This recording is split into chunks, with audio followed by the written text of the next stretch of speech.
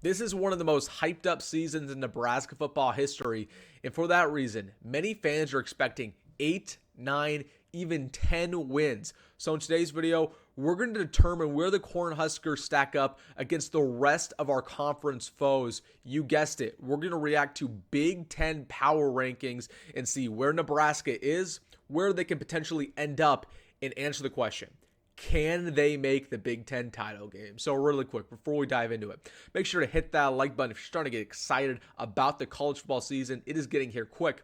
And if you're new here, my name is Wilson Dittman. I post a video about Nebraska football and Nebraska recruiting every single day. And we have built a diehard Husker family of over 4,000. So if you're a fan of this program and you enjoy daily content talking about your favorite team, please hit that subscribe button. It would help me out greatly. But without further ado, let's get into it. Looking over some Big Ten power rankings. And this is the first time I've seen these. They're from 24/7 Sports.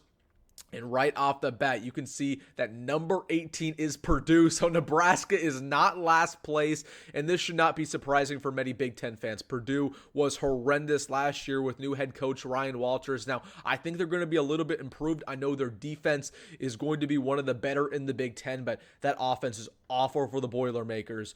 So thank goodness Nebraska is not last. I'm expecting Nebraska to be around that 10-7 range in this power ranking. So we'll see where we end up. But again, I'm reacting to this for the first time. Indiana's next up. Again, very predictable there. New head coach. Really like their new guy coming in from James Madison. They got a couple transfers there as well. But this is going to be a rebuilding year for Indiana. Illinois at 16. Now, if you told me this about 2 years ago when Illinois beat Nebraska on the first game of the season, Brett Bielema's opener, I wouldn't have believed you because Illinois looked like they were going on a path to success around 7, 8, 9 wins consistently. They're at a point where Brett Bielema, he might be on the hot seat if they have another bad year. Again, they lose a lot of key guys on their defense. As you can see there on the bottom of the screen, Johnny Newton and Keith Randolph are gone. So that is definitely something to note about Illinois. But man, I cannot believe they're 16. That really shows you how far they fell off. UCLA up next. Now, this is something that I've seen a lot of throughout the offseason. People are really low on UCLA, of course. They're losing their head coach, Chip Kelly, going over to Ohio State to be their offensive coordinator. Now, UCLA, don't get me wrong, is still very talented. Nebraska is going to play them in Lincoln. That's going to be a tough game for the Huskers. I fully expect that to go down to the wire, and they do have a lot of really good talent. And they got Eric Bieniemy, who's very successful offensive coordinator, who will be over there calling the plays for them. So again, they have a decent team. I don't know why they're 15, but honestly, that should show you how good the Big Ten is this year. Minnesota up next. So Nebraska is higher than Minnesota. Okay. And that's interesting given the fact that Nebraska, we haven't beat the Gophers in a little while. But yeah, Minnesota obviously not doing great. They only won 5 games last year in the regular season, barely snuck into a bowl game. PJ Fleck, another guy where you got to think if Minnesota does not make a bowl game this year, he might be on the hot seat. They're not recruiting at the level they used to. They don't have as much talent as they used to. Again, they used to produce NFL guys every single year. There's not really that guy on that team that you really say, oh, I'm scared of when it comes to Minnesota. So yeah, man, it's not looking great for them. Another big year for PJ Fleck. So Nebraska, looks like we're working our way up here. Northwestern at 13. Wow. That is shocking, given where Northwestern has been at. Again, they went 1-11 just a year ago. Last year, of course, they were much improved, but Nebraska beat them in Lincoln pretty handily. And yeah, I really like their new head coach, David Brown, of course, taking over after Fitzgerald. That's just another team that is not the most talented in the world, but they're going to beat you because they're so smart, they're so disciplined, and they stick to their game plan. So, again, Northwestern, that's interesting that they are that high, 13. If this was last year, they would have been dead last. So, again, another program that's on the up and up. That it's going to be a hard game for anybody.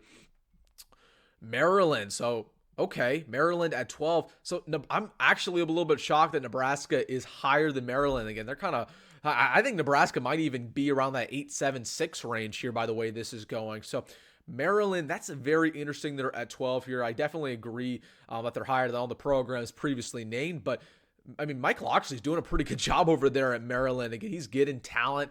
Again, they're another team that consistently goes to a bowl game. So, man, that is interesting. Please do not tell me Rutgers is up next because, okay, Rutgers is a good team. Rutgers should be higher than us. Michigan State up next. Now, another program where I don't agree. I think Maryland should be higher. Honestly, I think Northwestern should be higher than Michigan State. Michigan State has been a train wreck the last couple seasons. So again, with the whole Mel Tucker thing, with him, I'm not even going to talk about that in this video, but with him getting fired mid-year, but they bring in Oregon State's head coach. They bring in Aiden Childs, who's a very hyped up quarterback. But really, this team lacks a lot of talent from what we're seeing from Michigan State. So I don't really get how they're 11. I don't think they can compete against teams like Michigan, Ohio State, Penn State, Oregon. I don't think they can beat any of those teams. I don't even know if they can compete against a team like Northwestern, who's a lot more disciplined than they are. So definitely something to note. But I do like their new head coach, Jonathan Smith. He was very successful there at Oregon State. But again, there's a lot of new head coaches for the Big Ten. Okay, so Washington, after going to the national championship game last year, I mean, that feels like a long time ago. They are 10th in the Big Ten power rankings. Wow. I mean, Jed Fisher's taken over. Of course, Kalen DeBoer, obviously, as you know, is over at Alabama. Jed Fisher's a heck of a head coach. I mean, he did a great job at Arizona, who was one of the worst teams for a very long time. And they also have Will Rogers, who's going to be their quarterback, who was really good for Mississippi State. So Washington, I think, is going to be better than Nebraska, honestly. I'm shocked that we're getting here, but interesting to note. All right, so here is Rutgers, and if I were to guess, I think Nebraska would be right after here, if not the one after that at 7. So Rutgers is a good program, and I tell this to people all the time. Too many Big Ten fans think that Rutgers is the Rutgers of old, that they're winning 2-3 games a year. Rutgers has made a bowl game for 3 consecutive seasons. Greg Schiano is turning that program around. He's getting 4-star and 5-star recruits.